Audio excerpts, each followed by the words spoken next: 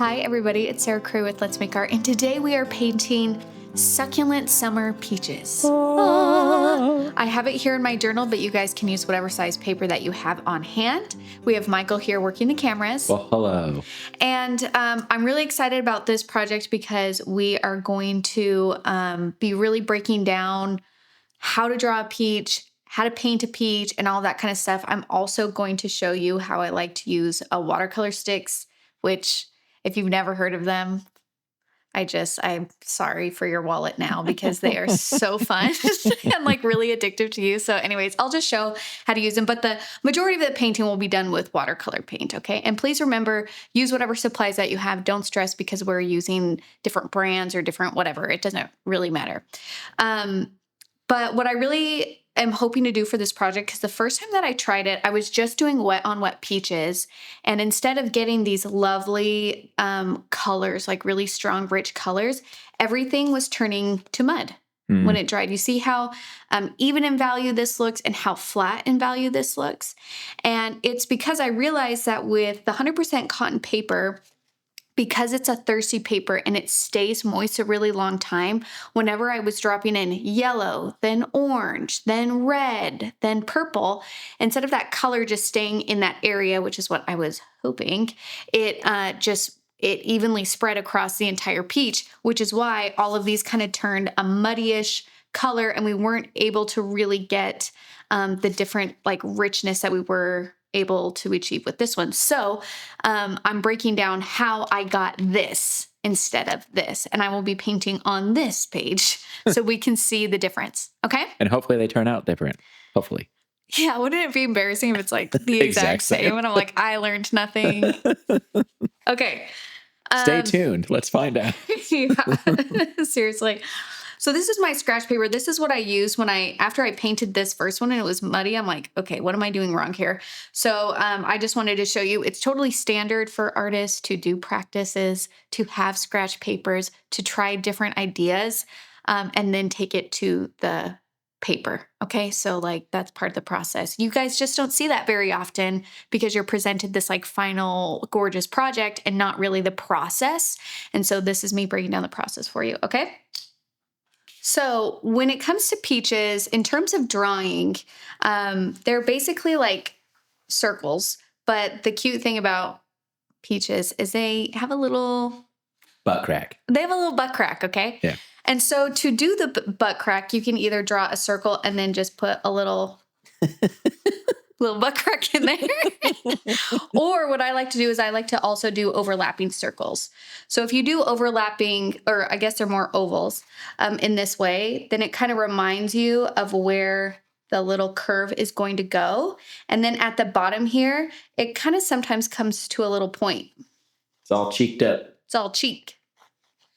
And then there's a little leaf. So you see that? Yep. And the thing about peaches that we have to remember is peaches are round and three-dimensional. We live in a three-dimensional world, which means you are going to want to do peaches all like this every single time. But really how we see peaches is there are going to be some like this, and then there are going to be some where we see the top of them. And so we see the little stem here, and then we only get the edges. And peaches, because they have these curves, aren't perfectly round if you look over the top. And of course, fruit and flowers and all of these things that grow from nature have imperfections. So you're going to get like a lopsided peach. You're going to get a wobbly peach. You're going to get a super curvy peach. You're going to get a thick guy. You know what I mean? Like all of these are all peach shapes. So don't stress if you have some wonky peaches. So we're going to have this kind of thing. We're going to have somewhere maybe the ovals are a bit wider here and it's more like completely on its side. So like that. And then here we see the crack. So just kind of play with these shapes. Play with where we're seeing that kind of crack or where the stem is kind of coming out. Okay? All right.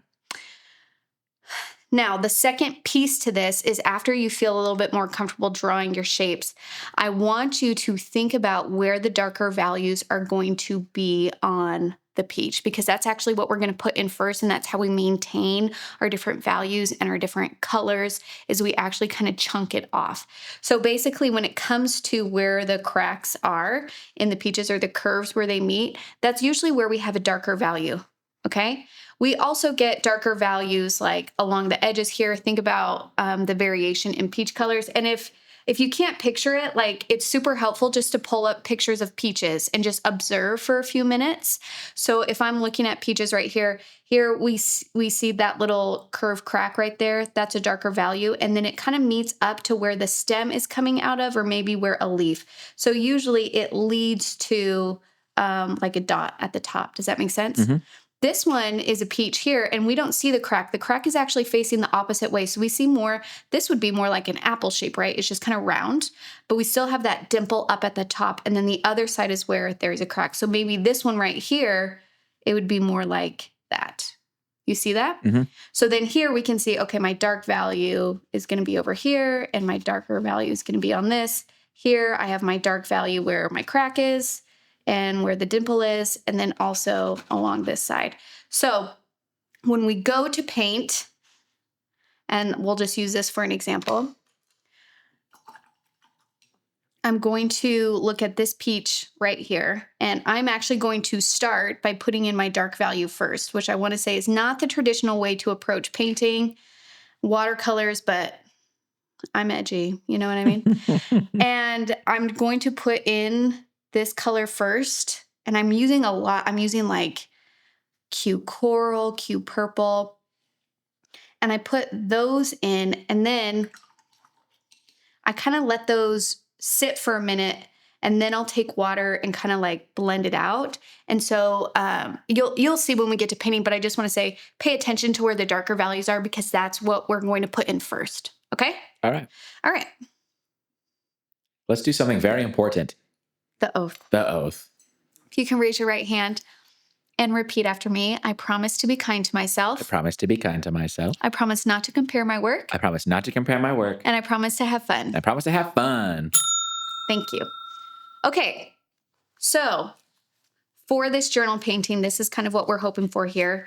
I'm going to do it on this spread so we can kind of compare the two. And I'm going to show you how to tape your journal paper. Okay? Because sometimes people have questions about it. So whenever I'm painting on a smaller scale, either a card like a 5x7, a 6x9, a journal, I'm going to actually be using my thinner Holbein tape. The reason for that is because I want a thinner border. And if I use my 3/4 inch tape and a thinner border, then the majority of that tape is just wasted and it's just hanging off the paper. So I use a thinner tape because then I just don't feel like I'm wasting tape. And then when I do like bigger, like when I do 9x12s or full sheets, I'm definitely going to be using the bigger tape. And they even have one size bigger than that. And I'll use that for like 18x24 size paintings. Robust tape. Robust. Okay, so when I tape my paper off, you can see here, I just let the tape hang off the edge because I want the border to be a certain thickness. If I were to use this entire tape as a thickness, that's not bad. That's just a pretty thick border compared to the ratio of the size of the painting. So I usually do it about half as thick as the tape, or a little less than half. Does that make sense? Mm-hmm. Also, if you want to go, your painting to go edge to edge and have a non-border, then I actually tape the back of the sheet. So then the water won't bleed around the edges. Does that make sense? Mm-hmm.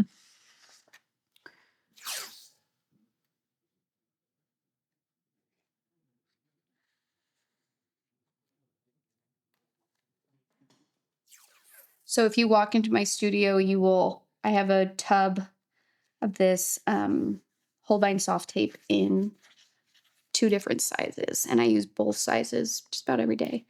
And I also really like, not only is the Holbein soft tape like 9 times out of 10, I'm not going to get any bleeding, and 9 times out of 10, I'm not going to get any tearing. It's transparent, so I can actually see the thickness of my paper when I go to apply the tape. When you use regular painter's tape, you actually can't see the paper underneath it when you apply it. And so it makes it tricky to see if it's straight, how thick your border is, all of that kind of stuff.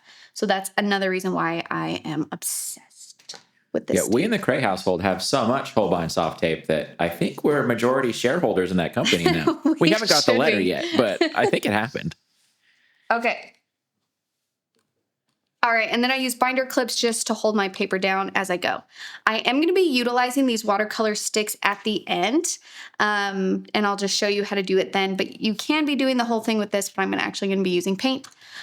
I'm also going to be using a watercolor pencil to draw my peaches. You can use a regular pencil, but as soon as you hit water to that graphite, it actually is going to create a gray color. You see how that color is smearing now? Mm-hmm. And the paint is smearing. And because I wanted to keep things like really beautiful and light, I'm going to be using a watercolor pencil so I don't get any of the graphite in with my watercolor. Or you can just like go for it and not draw anything if you're feeling edgy. So, okay, so here I'm going to go dark so you guys can see what I'm doing, but try and go as light as you can when you're drawing this out. So I'm going to do overlapping ovals. And then for the overlapping ovals, you want to remember to connect them at the bottom in more like a point or a rounded shape instead of letting it keep that shape, because then it will look like a bell pepper. Mm. Okay? So there's This a would be little cute peach. as bell peppers, though. Oh, yeah. Okay, just throwing that out there. Oh, yeah, it would. And then you guys can decide placement. I do want the peaches to be touching each other so I can get some gorgeous wet on wet bleeds. So here's a peach. Here I'm going to have the dimple and then the split. Okay. I'll do another peach. Let's do the dimple here. Here's the crack. And then here's the shape of it. Okay, you see that? Mm-hmm. And we'll just keep on going. And some of these that are along the side, we're not going to get a good like view of them, right? So it's okay if it's just like half a circle. The biggest thing is you just want to kind of define them so you know where to put in your darker values. And then what if you had a peach where you were looking directly over it, right? So we would have you would have the stem part, and then it's actually going to be kind of like a lighter value around it to show that it's at the top. And then the sides are going to be where we're going to see some darker values.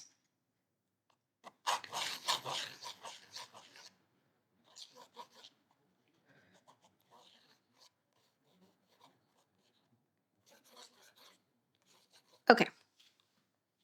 So there we go. Well, done with that. Okay. So now basically all we're going to do is we're going to put in our dark values, and then we are going to just start adding hints of other color. Remember, this is more an illustrative and exploratory, so we're going to be playing with different materials, different colors, really exaggerating the colors that we might see in a peach, because that's fun, all right?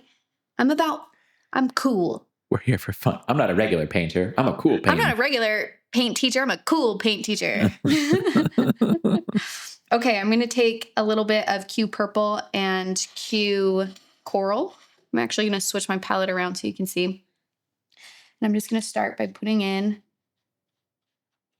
some of those darker values.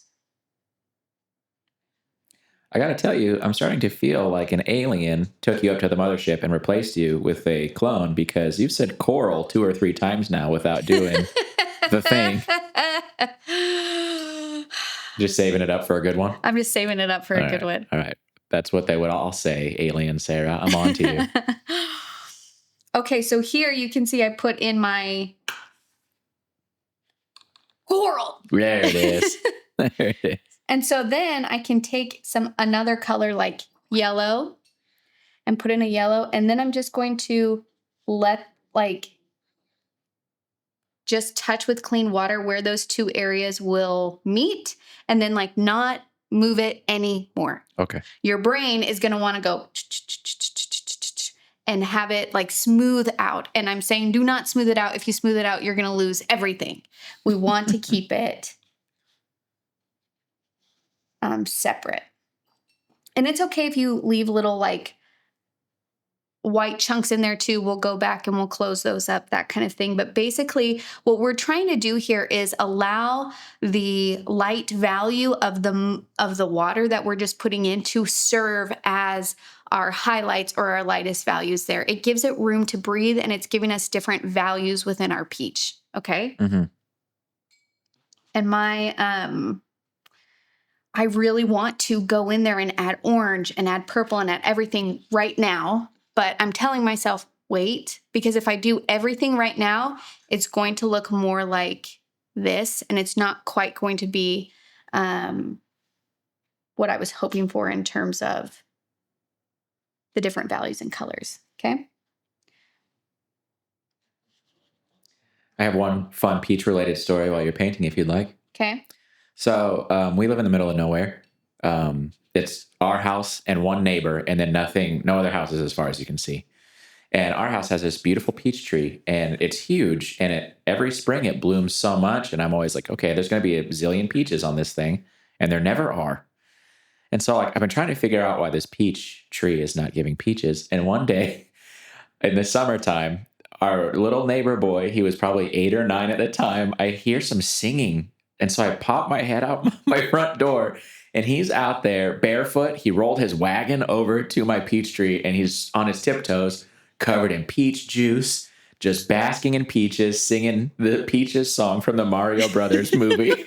And I went, oh, there's where my peaches went. So funny. Peaches. One in each hand, taking bites, living as good of a life as you can. Living his best life completely. And so I just thought, well, at least, they're going somewhere good. I didn't even say anything to him. I just let him have the peaches, and it was the best. I know. Whenever I see peaches, that is actually what I think of as our little neighbor. Okay. So when it comes to these pigment sticks, so here we can see that we're starting to get some really interesting colors and textures. And I want you to embrace all of the different colors and textures that you're going to get. While you're creating this and painting this, you're really going to question if this looks like peaches. And you can even ask Michael after I finish the other page where I got the different values. I was looking at it so long that I was just like, these aren't peaches. And I like text Michael and I'm like, do these look like peaches or tomatoes? And he's like, peaches. And I'm like, okay, we're good. We're okay. So I just want to say, like, when you're super close to it, it's really hard to see. So just like, know that that's part of the process. For these watercolor sticks, there's a couple different ways that you can use them. So this is pure pigment in a like stick form. Like a crayon. It's like a crayon, essentially, like a pigment crayon.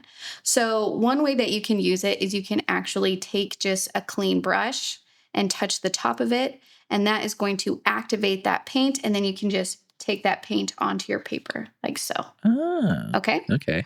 Another way that you can do it, which is super fun, is this might not be good, but this is how I've used it, and I think it's pretty fun, is I take the pigment stick itself, I dip the tip of it in water, which is going to reactivate it, and then I can do a swoop like so and paint like that.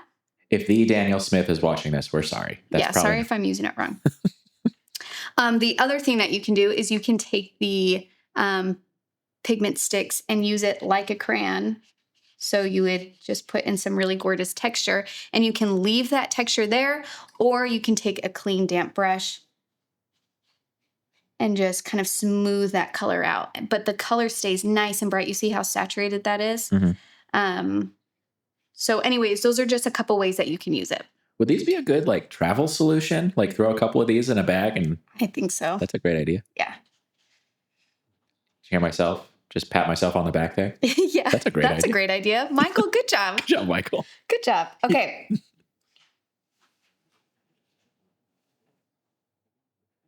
And then while these areas are kind of wet, I want them to kind of like touch into each other so I can get some really cool wet on wet. So here I put in my purple. I just put in some orange. You got to be careful because if you mix those together too much, then you're going to get kind of a muddy color. But I'm just going to use water to kind of spread these out and let these two areas meet like so. Notice I'm not really working them back and forth. And then I'm going to touch them into the areas that are around it. Now you might be like, why are you using so much purple in peaches? Listen, I have this weird obsession with like red purple in fruit. I like sometimes you get that coloring on peaches when they're really, really ripe. Not all the time. They're mostly like, a peach color, but I just can't get away from it. I love it. So let me live my life. Okay. And then I'm just going to pull the color here for this peach. And you can just let the colors bleed in. And if it's not bleeding as much as you want, you can actually grab the color and push it into that area. You probably didn't play this video game as a kid, but there's a game called Mortal Kombat, and the guy goes, "Get over here." Every time you drag paint, I do that in my head. Get over here.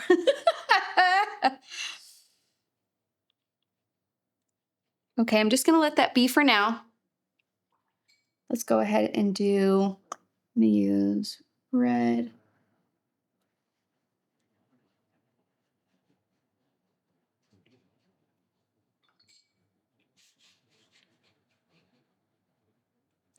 And whenever you're painting in a journal like this, I really hope that you guys give yourself a little bit of freedom to really play with different colors, textures, and techniques. I know that journals, and I know that I don't help it because, okay, let me finish my actual thought.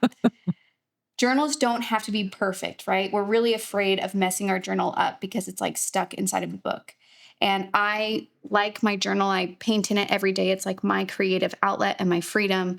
But I even in my mind feel like journal paintings need to be complete. And so I know, like in this case, do as I say, not as I do. And also, I just have started painting over paintings that I really dislike. With gouache. With gouache. So then it's just like I have true freedom. If I mess up a painting, it's not a big deal because I'll just go and paint over it later. Or you can just leave it. You know what I mean? Don't tear them out because it'll mess up the rest of the book, though, right? Like if you tear out one page, another page falls out somewhere. Is that how they're made? Yeah. I mean, yeah, I think so. You can cut it out. Okay.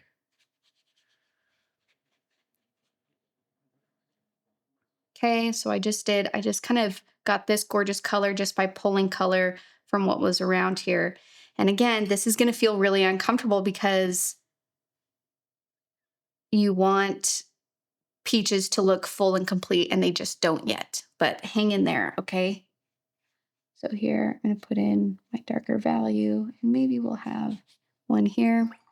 I'm going to let that sit for a second. The other thing that I want to acknowledge here too, which is super interesting, is watercolor journals are made up of, or this one is made up of 100% cotton paper.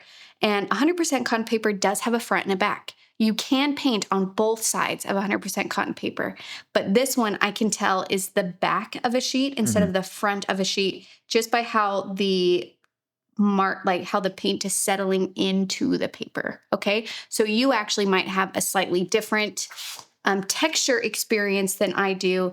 Like this is the front sheet and this is the back. I don't know how to say it any other way. It's interesting for me. I've watched you paint a million things essentially through this camera screen that I'm watching. And I can tell the reflection is different. How the water sits on the paper. I could tell this is different.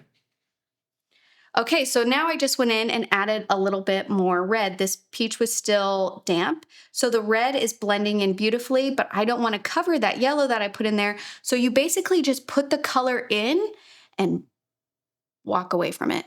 Don't keep messing with it because that is how you get something like this. So already I hope you guys can see that we are really maintaining a lot of our colors as opposed to what was happening here. Here we've lost a lot of the saturation of our colors and the values. Okay, so this we are maintaining them still. This is just a little bit longer process, which isn't bad. It's just sometimes we get impatient. And I think that's what happened here is I was just like layering colors like crazy. And I really love these colors. Like this is probably one of my favorite palettes in terms of, I love oranges, yellows, reds, and purples together. I just love it so much. And so I kind of layer like crazy and really try and get the color to be like pow, pow, pow. But because I did that, they kind of all just laid on top of each other and didn't really move as much. I have another peach story. Okay. Okay, when we were married not very long, maybe 2 or 3 years, we lived next to this like kind of bodega. It was very small, just a tiny little market. And Sarah was getting into baking and wanted to make a peach cobbler. Mm-hmm. And she's like, hey, will you run and grab some peaches? And I didn't feel like going all the way to the regular big store. So I'm like, yeah, I'm going to go run by that little bodega. I'm sure they'll have something. But I was not convinced because it's so small.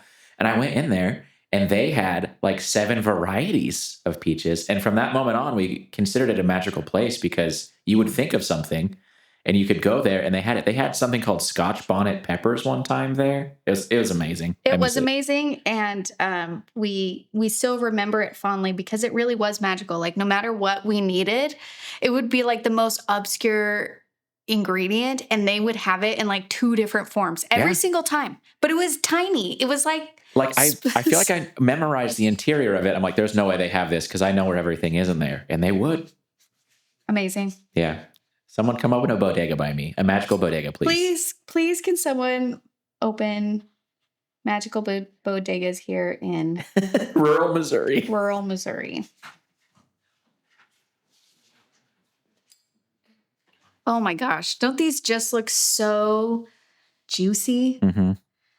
And then this is like, now we're in an area where you want to be careful because I've been going in and I've been layering and I have colors come out and part of me is just like, oh my gosh, I love these colors so much. I want to layer them more.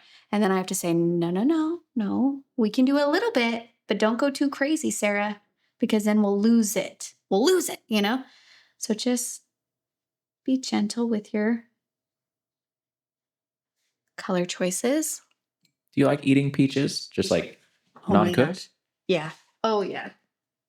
Sliced peaches. That's actually why I painted this project because last time we went to the market, peaches are in season and I grabbed a bunch.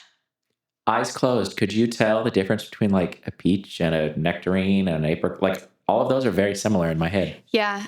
There's different, like peaches have like a fuzzy skin. Nectarines have a smooth skin. Okay. That kind of thing. They're also, I think, a little bit smaller, I want to say. But I don't know. Flavor-wise is what I'm saying. I don't know if I could actually.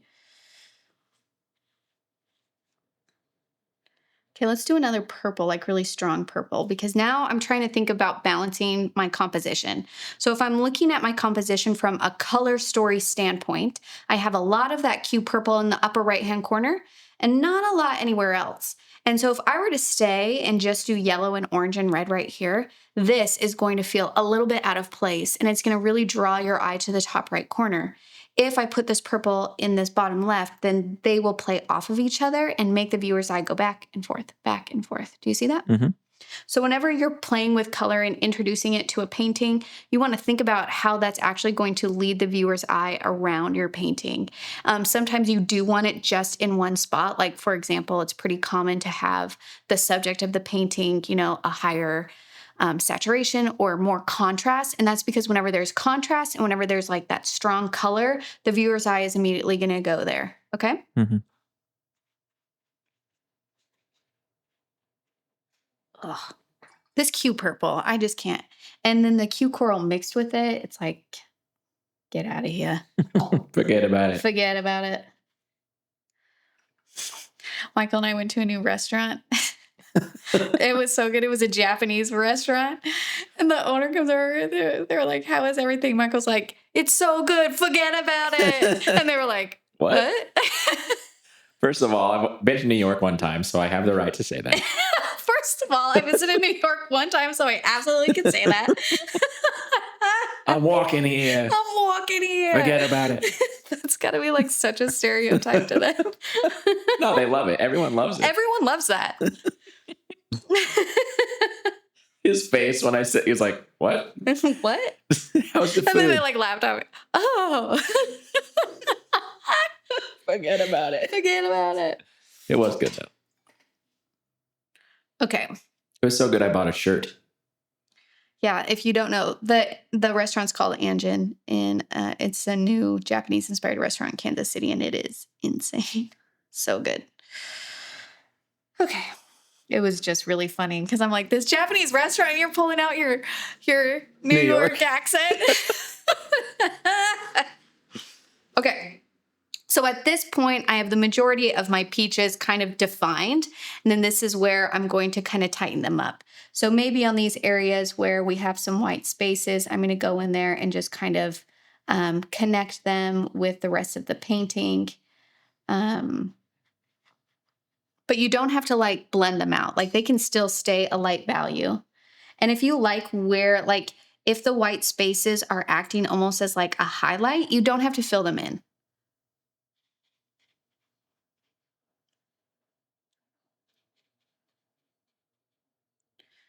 And then you can start playing with doing hints of other colors. I feel like this needs a bit of yellow down here. It's funny how okay my eyes become with the purple peaches. Very quickly, I'm like, oh yeah, no, all peaches have that. Yes, and um, that's really interesting idea because we can convince the viewer of a lot of things as artists fairly easily. The trick is our own brains. Because when our own brains go to paint something, we say, there's none of this like super vibrant purple and peaches, like that maybe in a plum, maybe in a fig, you know what I mean? But not in a peach. So we actually have to get over that and allow ourselves to really explore things without that judgment of what our brain is telling us colors are that. And then you can convince the viewer of a lot of things that way if you're just willing to push past that discomfort of being okay with painting something that might not be there. It could be there in a certain light. And that's the other thing is just like the color of something actually so much depends on what's around it and the lighting around it. It will blow your mind. And so that's the biggest thing when it comes to painting is your brain. When you think of a peach, you think peach color. When you see a peach in person, though, depending on the light, it's going to be very different on an overcast day. It's going to be very different at sunset. It's going to be very different in bright light. And all of those different lighting scenarios change the local color or the color that your eye is actually seeing of that peach. Okay? So instead of hearing that and getting discouraged, because then you're just like, well, then how do I know what to paint it? Use that as an opportunity to then explore and say, that actually gives me a ton of freedom to use whatever colors I want to use. Because the viewer, if I give them enough information, are just going to say peaches. And that's it. Because brains are super efficient. It works out for the viewer. It doesn't necessarily, like we can take that to our advantage. You know what I'm saying? Mm-hmm. Okay.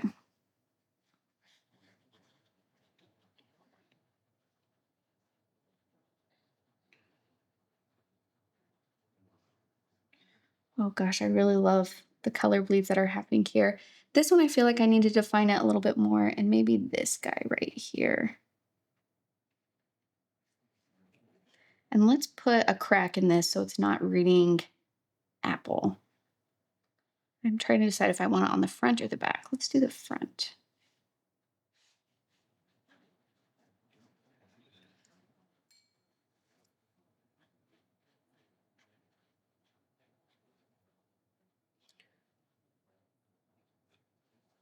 And remember, we still have our pigment sticks that we can play with.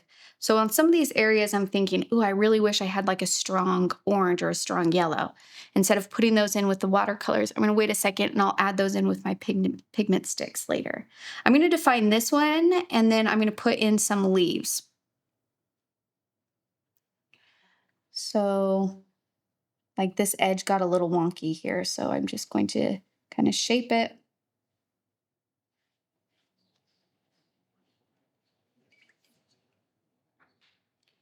And remember, wonky peaches exist. They're still delicious. So don't get too upset about them, okay?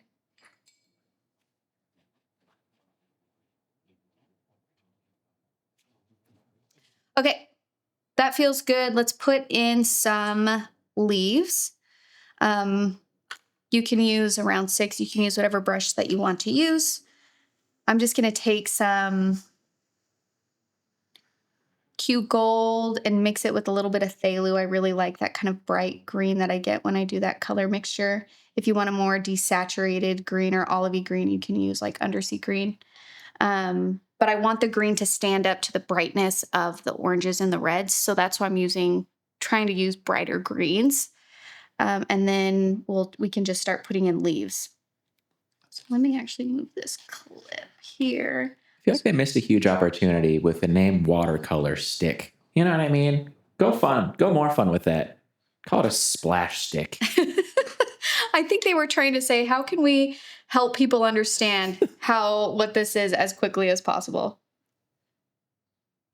Watercolor wand. You know? Yeah. Have some fun with it. Yeah, Daniel Smith. No, I'm just kidding. Mr. Smith. Mr. Smith.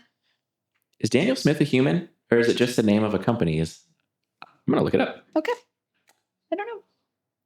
I probably should know by the sheer amount of paint that I order from them.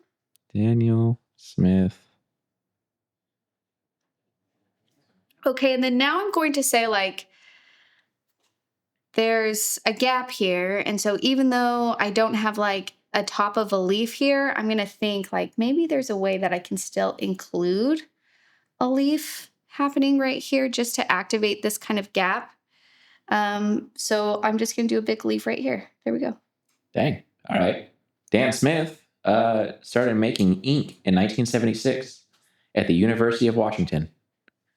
And it grew to paints eventually. That's cool. Good job, Dan Smith. Dan Smith, thank you. Thank you for your service.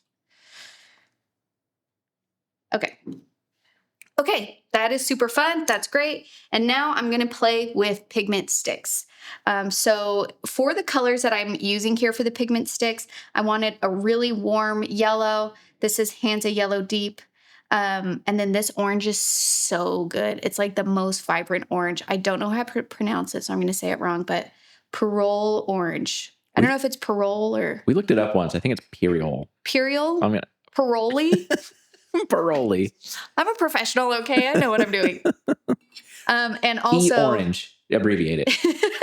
P orange. There we go. They come in like every color. So here are all of my color options. And then here I also have... don't know if I want that one. What are you? Here's a violet, maybe a red, and then I'm going to grab like a bright green.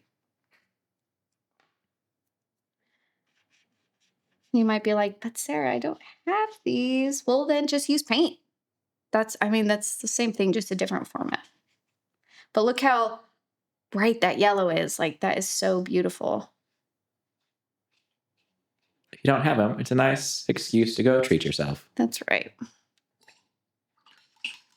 And then if you want to, you don't have to, but on some of these, I'm going to blend them out. Some of them I'm not. So this, I painted on an already wet surface, so it created a smoother line as compared to this, which was a dry surface. So that's why I have some of the chattery lines. Chattery lines are bad. I'm going to keep some of that texture, but on some of them, I will blend some of it out. So allow yourself to kind of just play.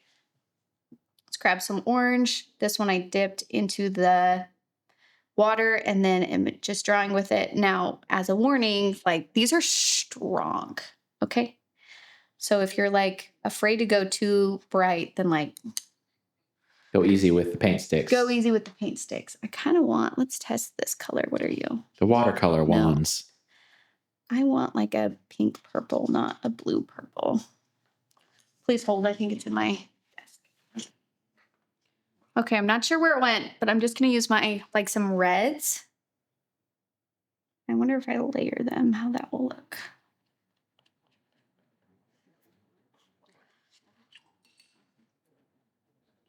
And I kind of just want to do like the other thing that you can do to enrich color. Let's say you paint your peaches, you don't have these pigment sticks, that's fine. You just have your watercolor paint and the color is just not as bright as you want it to be.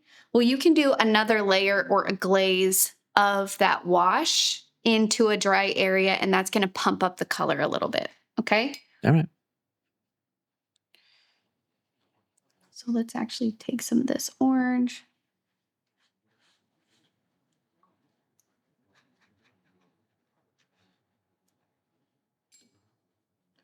And maybe some of this yellow.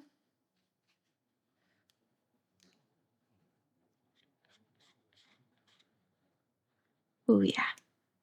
And then don't forget that little peaches have that little kind of area where the stem was, where they kind of came off. Mm-hmm. So you can put that in there. It's like you could do like a dark purple or a dark red. Try not to do just black though. Then here, let's grab some yellow and a touch of orange.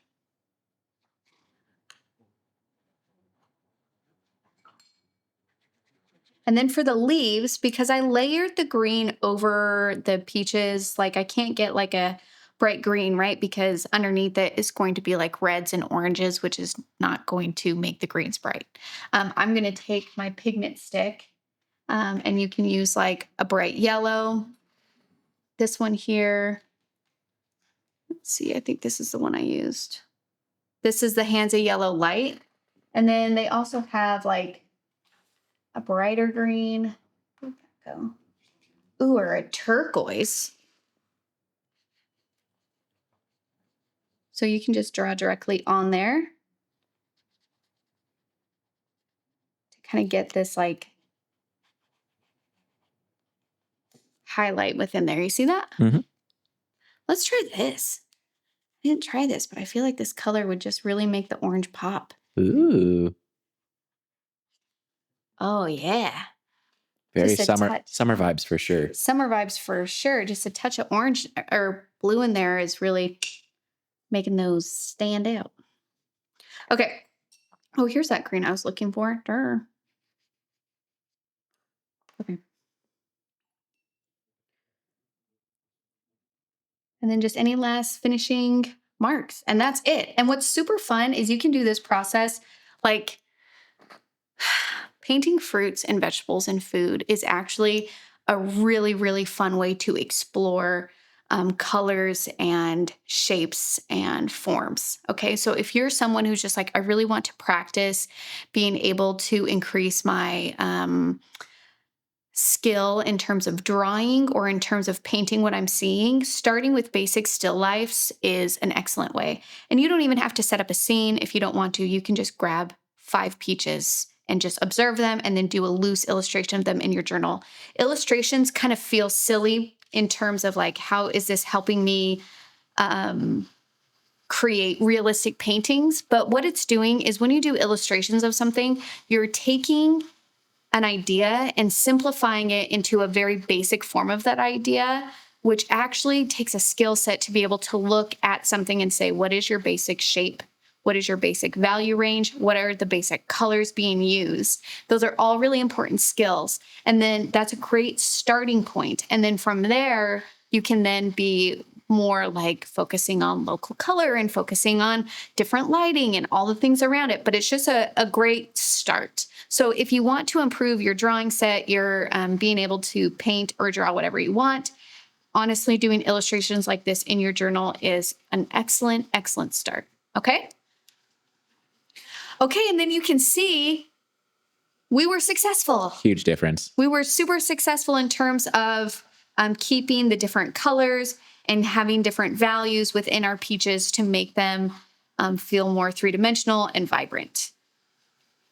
Then we'll remove our tape and we'll be done. The best part. The best part. Forget about it. Forget about it.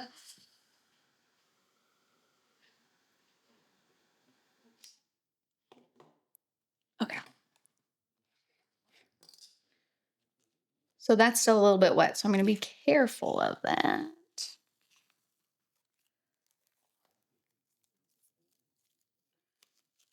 That was still wet, which is why it bled. Did you see that? Yep. So it didn't go underneath the tape. The edge was still wet. And then when I removed the tape, it forced that liquid to move along the edge, which is not a huge deal.